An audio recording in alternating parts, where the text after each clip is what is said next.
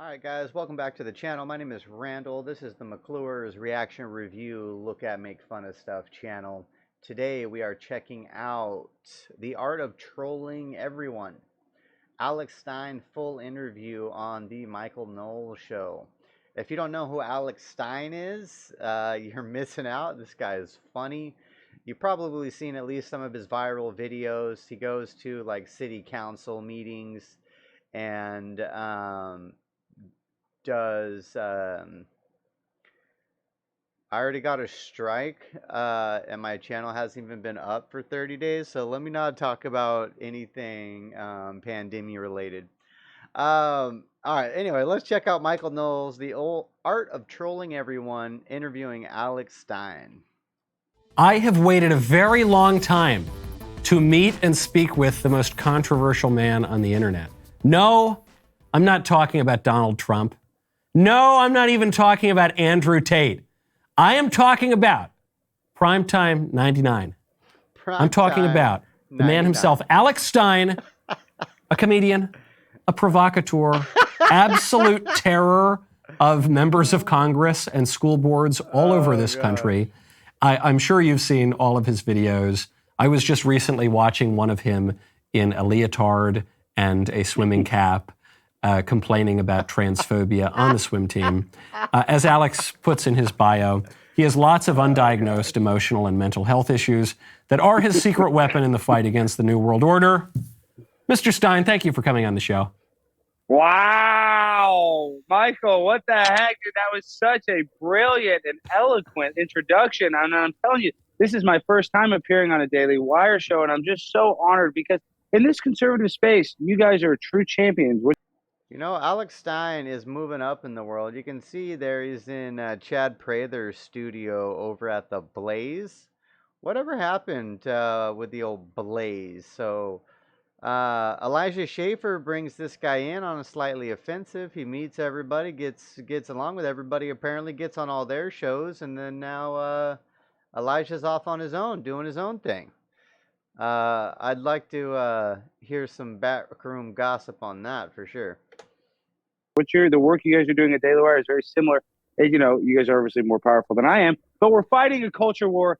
You guys are doing a great job, so it's an honor and a privilege to be on your show. Well, thank you very much, and thank you for coming on. So the question, I want to talk about a bunch of videos and all this stuff. I actually want a longer period of time to talk, but we're stuck on Skype, and it's 20 minutes or whatever. But the question I want to ask is I watch all of these videos, and you, with absolutely no fear, no sense of propriety, just going in, and a lot of them are just drop down. The leotard one, I was laughing out loud.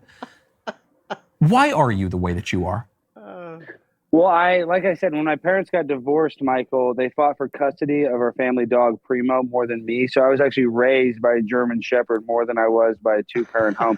So I come from the BLM playbook of the broken home. And just like Saul Alinsky's rules for radicals, the same playbook that Barack Obama and all these freaks use on the left, I'm using it on the conservative movement. I'm basically using the rules for radical and using the projection and just projecting all of their crazy lunacy, like the fact that Leah Thomas swam on the men's team for 3 years and then was able to take some sort of medicine, some hormone therapy, and was able to compete against the women and become a national champion in multiple events. So it's ludicrous, it's absurd, but that's where we live in a world where the Supreme Court Justice, Ketanji Brown Jackson, can't even define what a woman is. And I know that is a hot topic in the Daily Wire community for the Daily Wire fans. You know, that angle actually makes a lot of sense to me, because sometimes when I watch your videos, listen, call me old-fashioned, but I don't know, sometimes I think, he's gone a little far, this is a little much, but then the way that you've just described it, where you say, I basically do what the left does, but I do it for the conservatives. Yeah, I think, their rules. There's pretty much nothing that I've seen you do that is any more offensive than anything the left does, and it's probably much less offensive. I mean, the left is killing babies and transing kids, so obviously, you being sort of vulgar or something like that is kind of in a completely different category. Yeah, murdering babies before they make it into the world. If they do make it into the world, then we're just going to screw them up and change their gender. Is that the idea behind this performance art in many ways, I guess I would call it? Well, 100%. My biological father, Tucker Carlson, kind of coined it with me. It's called culture jamming, where you take the most absurd parts of our culture and you jam it in their face. But it's funny you say that, though, Michael, because I was recently the host of a concert with a guy named Bryson Gray, Forgiato Blow, and a guy named Tyson James, that are conservative rappers. And Vice News came and covered it. And at the end of the event, it was a successful event. There's 400 people. It was fun. We asked the Vice reporter, because she actually kind of had fun. She was being nice, and I have a little heat with Vice for my confrontation with Tess Owen. But that's neither here nor there. Back to my point. She said the only alarming thing to her of the whole entire event, which was a family-friendly event, no cussing. Bryson is a secular rapper. He doesn't even cuss. And I did jokes where I didn't cuss or anything. She said, I didn't like that there were so many children here, because there were a lot of kids. A lot of parents brought their kids there. And then we asked her, but what about drag queen for story time? And she's like, it's different. So these people literally want to sexualize children and have them being read story times by men in thongs. That's okay. That's social justice. But if you say abortion is bad and that we want to save babies, then you're evil. Even people like Elizabeth Warren that says, Yeah, I was gonna say, what about Tyson or Bryson's rap songs where she weird about kids hearing?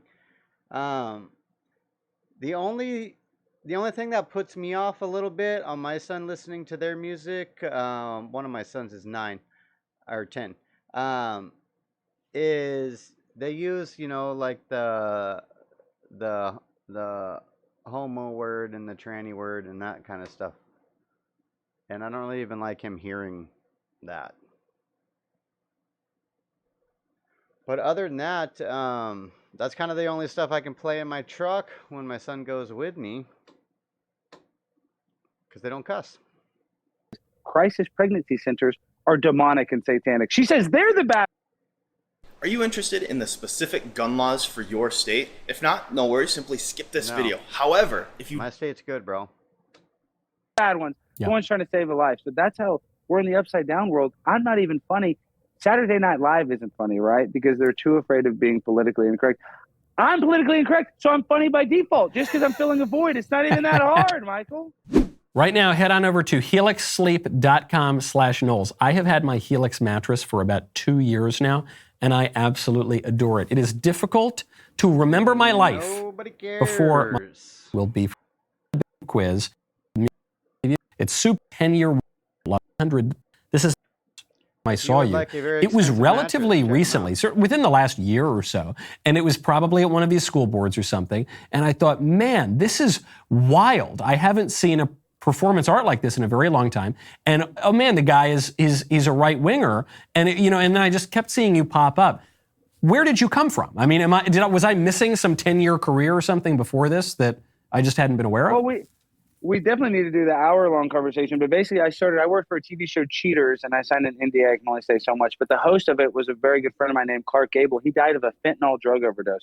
He bought pills that he bought like street Vicodin or whatever pain pills and had fentanyl, and he died. And he was very close friends with him. They said, Alex, you're going to be the next host of Cheaters.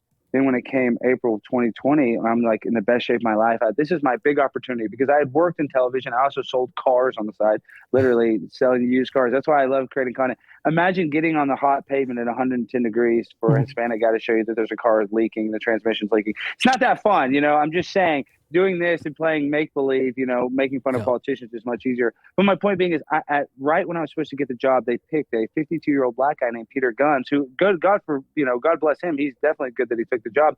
But my point being is the show is syndicated by Viacom, so they changed his name from Peter Guns to Peter Pankey. And they just didn't want another kind of 30-year-old white guy. They wanted to go a different direction, which makes sense. But for me, it was a little bit of an affirmative action. And that kind of radicalized me to be like, hey, I need to create my own podcast. I need to create my own thing. So, Michael, when I go to these meetings at the beginning of the pandemic, I went to the mayor of Dallas and was dead serious. Was like, why are we closing the parks? They turn off the water fountains that my dogs drink out of at the park, and this is April in Texas. It's hot. I'm like, how does this stop the spread of anything? And they looked at me like I was the biggest idiot in the world. Just, who is this conspiracy theorist? I mean, just didn't show me any attention. And then when I noticed the more absurd I got, the more uncomfortable they felt. And I turned those NPCs, those non-playable characters of politicians, into, now I can control them all I want, because now they have to get mad at me. They have to kick me out. They have to be embarrassed. So, yeah, it's kind of it started off, earnestly. And then I realized what's the most effective is, like I keep saying, those rules for radicals is that we have to do, desperate times cause for desperate measures. Whatever the saying is, we cannot use these orthodox tactics of being nice and respectful. We have to somehow use humor to break people away or free from this trauma-based mind control that the mainstream media has everybody under. So how much of the... That is true, though. Everybody is so brainwashed that comedy can be a good way to kind of break the ice and get people to at least consider another idea. Oh, sorry about the pause there, Alex, on your little eye twitch. Act is, a sincere reflection of your political views, and how much of it is this sort of Alinskyite working around the system? Because if we're locked into this system, the liberal establishment is just going to continue to rule. How much of it is intentionally, you say something you don't believe, or you act in a way that you wouldn't ordinarily act, just to get them to jump out of their ordinary trains of thought? Yeah, well, I mean, you could say like shock factor for shock factor, but let me tell you my political leanings is I'm a populist.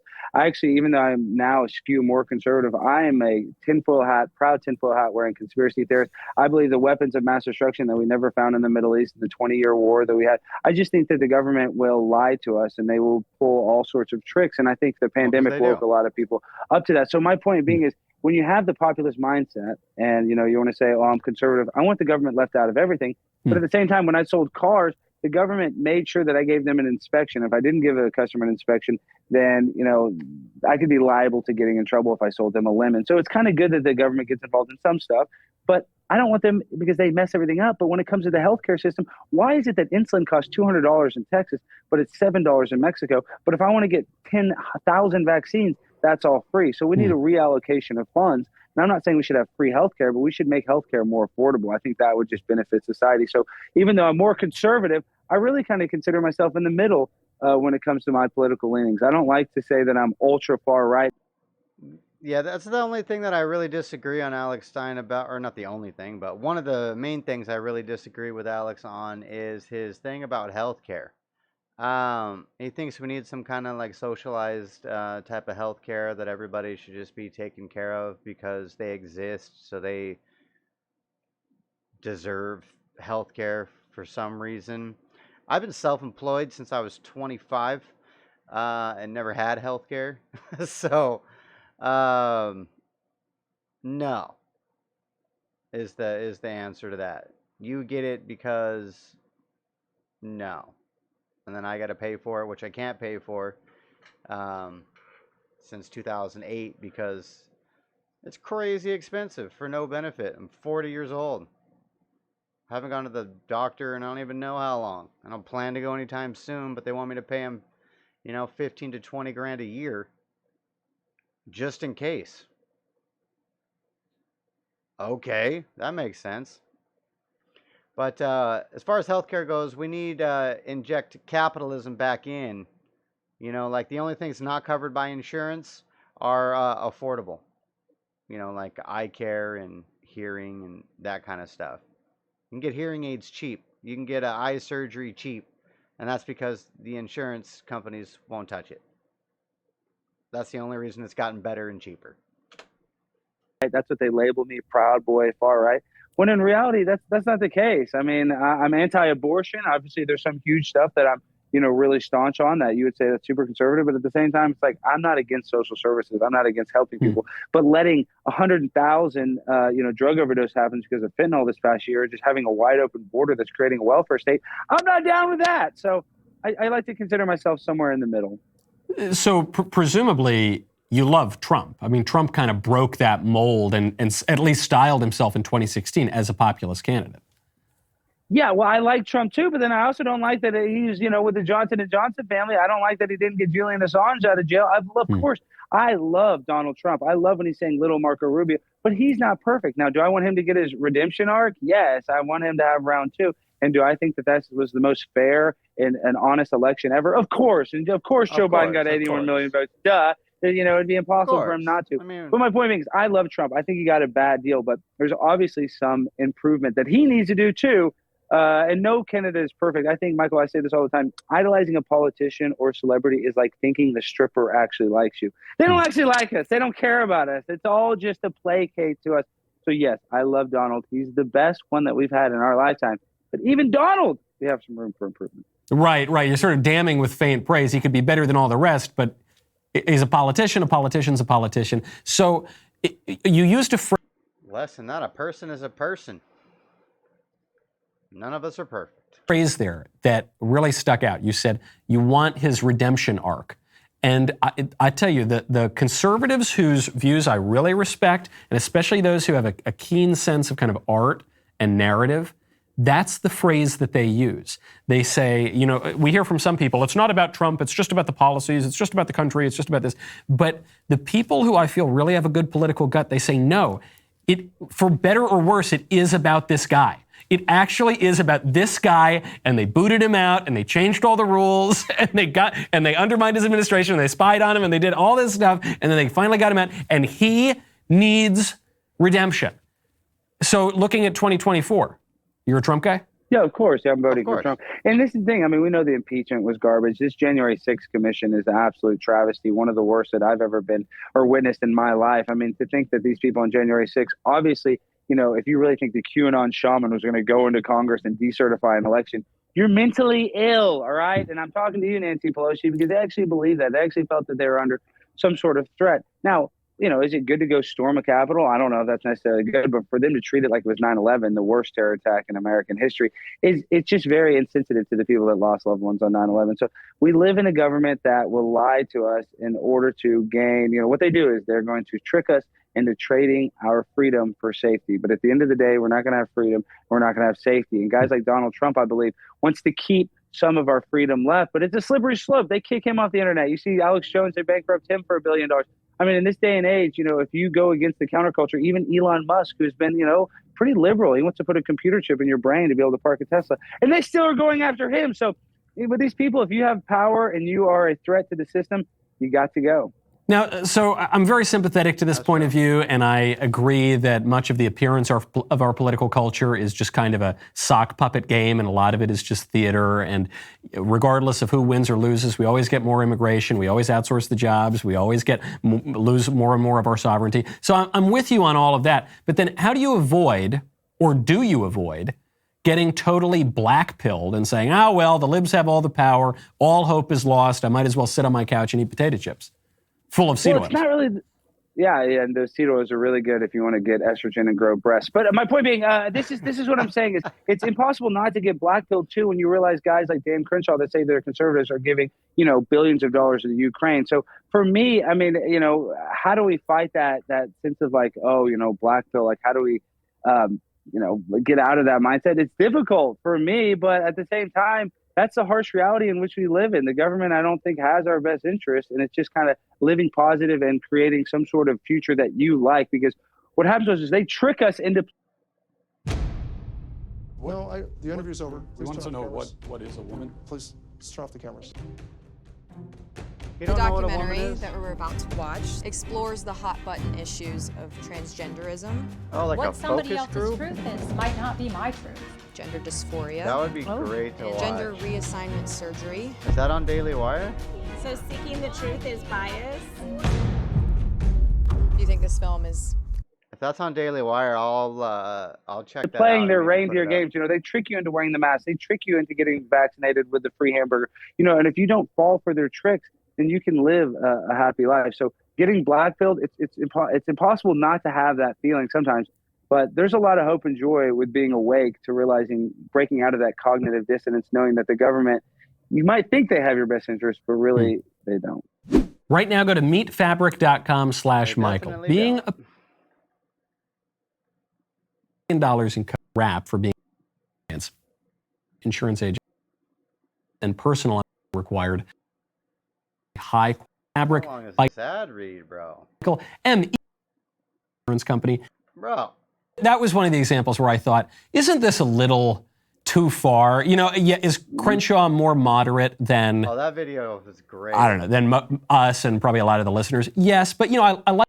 I wonder why he's not showing any of the actual clips. He obviously has Alex Stein right there and get his permission to show the clips. I think it's because you can't really put any of his clips up on YouTube without strikes. like the guy personally, and I just is that an example where you think, it's a little too impolite. The guy's a wounded veteran, even if I don't like his politics, or do you think no, screw him, I don't like him, and No, just because you're a wounded veteran doesn't mean you can't be a douchebag and called a douchebag. No. I'll say whatever. And I don't want to be insensitive to veterans. I respect every single man and woman in a military uniform. But at the end of the day, the whole entire military, the military-industrial complex, and the imperialistic mindset that the American military has is disgusting. I mean, I think about the millions of people that died in the Middle East. I mean, World War II, I think, was the last justifiable war that we've had.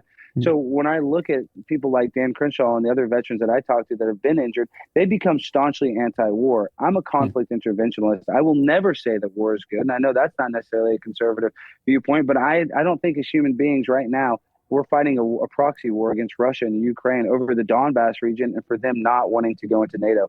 That's all we have to do is just say they won't join NATO and keep the Donbass region autonomous where they can choose whatever country they want to go to. And we're saying no because we are benefiting from a proxy war because it's not people that run the country. It is multinational corporations like Halliburton, like Pfizer, that can buy and sell these politicians on both sides like toilet paper through their political action committee. Dan Crenshaw is a guy that kicked out service members from being in the military through the National Defense Authorization Act that weren't vaccinated, kicked out service members in the Army Reserve that weren't vaccinated. So if he really cared about Americans, he would actually, care about these military guys that don't want to take a vaccine that was tested on 8 mice. My point being, it doesn't matter because these corporations are running and calling the shots. We're not being ran by humans. You think freaking Halliburton could be empathetic when they drop a drone strike on a wedding? When we left Afghanistan, Joe Biden killed 4 children. Nobody says a word about it. So, it's just, if these were human beings running the country, then they would. I guess that's one way he governs like Obama. They do like blowing up families. Would be more empathetic to other human beings. But at the end of the day, because these are CEOs, we live in a corporatocracy and not a real country anymore, sadly. No, I don't dispute a lot of that.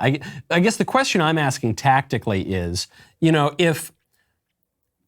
order to make that point, are you saying that the situation is just so dire and the public communication is so staged that it is necessary to say and do things that are impolite or rude or immoral even? I mean, because I just think, when I think about the Crenshaw thing, I think, and given I do like the guy at a personal level, but obviously we have very different views on Ukraine, he and I, and probably on a lot of other issues too. Or I think about even AOC, who I don't like at a personal level. And I think, it's one of your most popular videos. And it's one of those things where you think, this is rude, this isn't right, I shouldn't, but you're kind of like giggling off in the corner because it's kind of funny. But you think, I don't know, I couldn't bring myself to say to a woman like, hey, you've got a big booty and you're my favorite. Big booty Latino. Well, that's why I'm insane, Michael. And listen, this is the other problem is because if you look at the top movies from the 90s, it's like Shawshank Redemption, American Pie, Pulp Fiction. If you look at the top movies of 2021, it is literally, other than Top Gun, the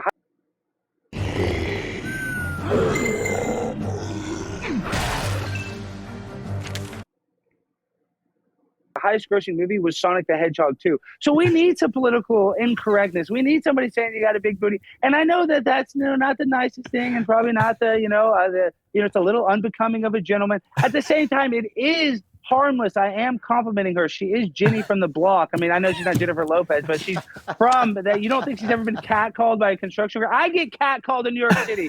So if I do, and I'm an imbecile, then I'm sure she's been catcalled. So this is the point, though, is when I go after guys like Crenshaw, this is his problem, is that the NPCs that are talking about, his ego is so big, and same with AOC, is that they have to react. Now, when I made fun of Eric Swalwell and I said, oh, did you and Fang Fang, did you guys, what kind of sex did you have with Fang Fang? Or, did you sleep with Fang Fang?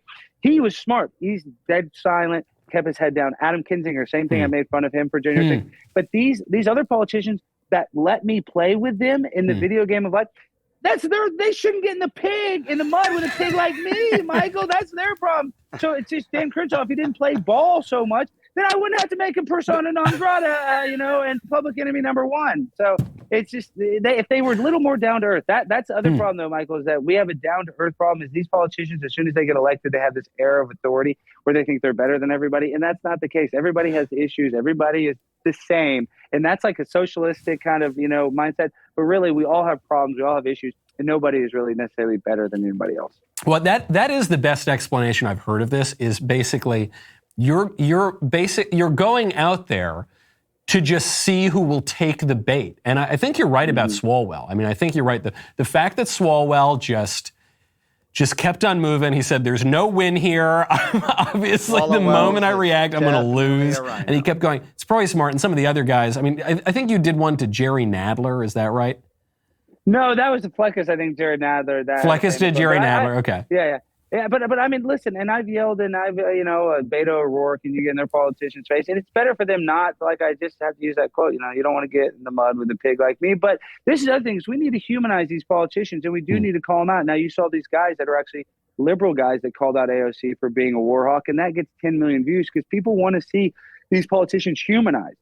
And so that's what I try to do. Is it's not even that I'm really trying to be necessarily mean. If you notice a lot of my content, I try to make myself the butt of the joke because I don't even really want to be mean. I'm trying to make fun of myself by astroturfing as these crazy people, or like the status quo of the left, like saying my wife's boyfriend Ontarius is yada yada yada. I have a lot of little things that I can just use that is basically become a symbol of the left. And that's the thing, is we've all become caricatures of ourselves. There's people on the far right that are annoying. There's people on the far left that are annoying. But for all these people that talk about QAnon, they don't ever talk about the Blue Anon for 2016 where they said the election was stolen. So it's calling out hypocrisy is my point, Michael. And that's what I want to do, is just try to call out the people, especially the mainstream media that's hypocritical, and the politicians. I've yet to meet very few. Marjorie Taylor Greene that I've become friends with, she's not very hypocritical. And Thomas Massey that I've interacted with, a few of the ones that I've interacted with that have been nice. Even Madison Cawthorn wasn't very hypocritical. I feel like I've dealt with a lot of people that very few of them are actually good. The majority of them are egomaniacs. It's funny you mentioned Marjorie Taylor Greene, because I hadn't met her before, and I interviewed her not that long ago, and I had heard she's the crazy, evil, radical, Nazi, whatever. And then I'm chatting with her, and she's perfectly nice and polite and saying things that are perfectly normal. And I kept waiting for some crazy bomb-throwing, insane conspiracy, and that never happened. She was so different than how she's been portrayed everywhere on the left and even in many quarters of the right.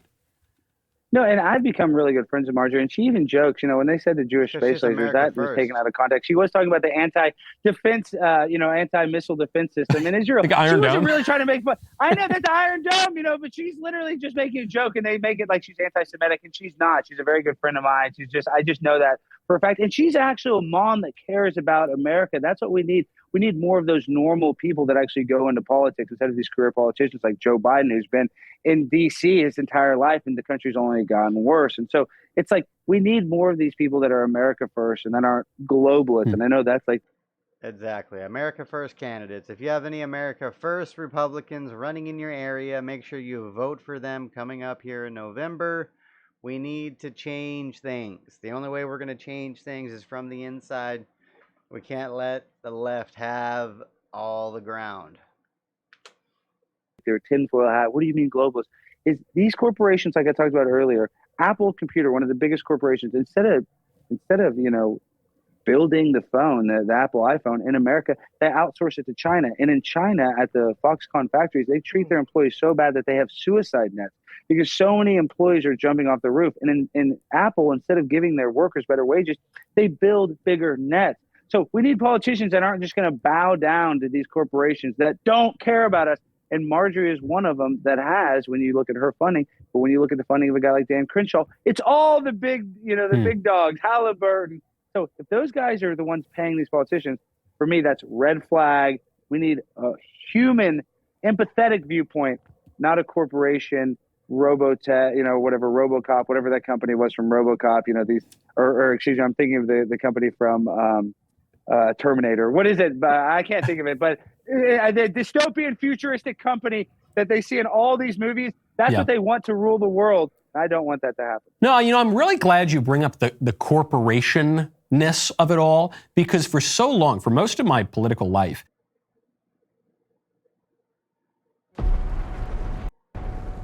Bruce was Gotham. Was he?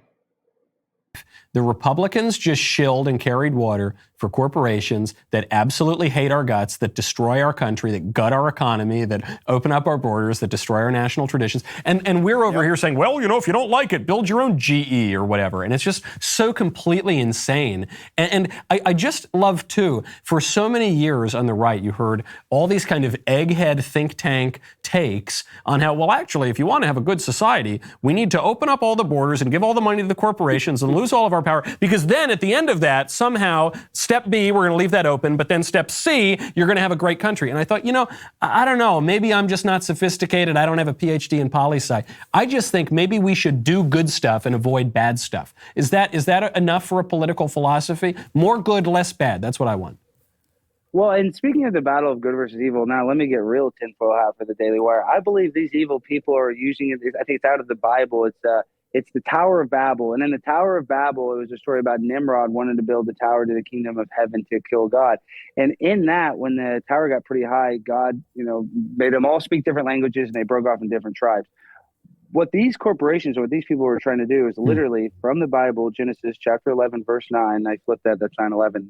That's just weird. What I'm saying is they're reverse engineering the Tower of Babel in order so there's one ruler here on earth, and that would be Satan. That's the one world order that they always talk about, and that's literally what they want. I mean, when you look at the fact that it's such a big deal that Ukraine's joining NATO, why is Russia? Why is that a big deal? It's because they don't want them to become a superpower, and that's already what we basically have. So it's that autonomy. America needs to go back to being autonomous. Other countries need to go back to being autonomous instead of relying on each other and just being a blank check to the Ukraine. That is what's going to help our country. And it's literally a satanic, demonic game plan. And that's why these people that say they want abortion up until birth, even when they ask people that are pro-choice, Michael, hey, you're pro-abortion, but do you think there should be a limit? Overwhelmingly, people say after the first semester or after the second trimester, trimester. Unless you're evil. Overwhelmingly, pro-choice people believe there should be a limit, but all these politicians want no limit. They want it 9 months or up until after birth. So it's demonic people that are calling the shots. And I don't know. You talked about it. The point being is it is a battle of good versus evil.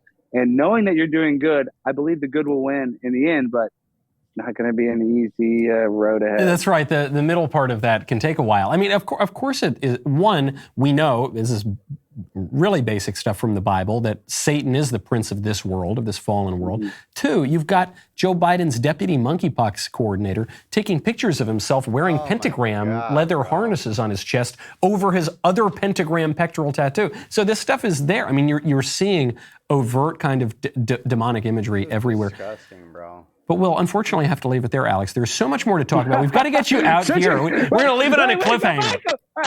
We leave. I'm just saying, what a good cliffhanger. As soon as we get to the demonic, the SRA, satanic ritual abuse, then we got to cut it. But we'll be back. No, it'll be great. I mean, we have to get you back out. That'll be the cliffhanger, folks. The overt demon worship that we're seeing from the satanic Biden administration. That's the cliffhanger. Whenever we can get Alex Stein out to Nashville, we will take it up from there and hopefully go a lot longer. Mr. Primetime 99. Alex. All right, guys. I appreciate you stopping by the channel. This channel is sponsored by McClure's.store. If you want to buy American products from Americans, McClure's.store. Let me know what else you want me to check out. Have a good one.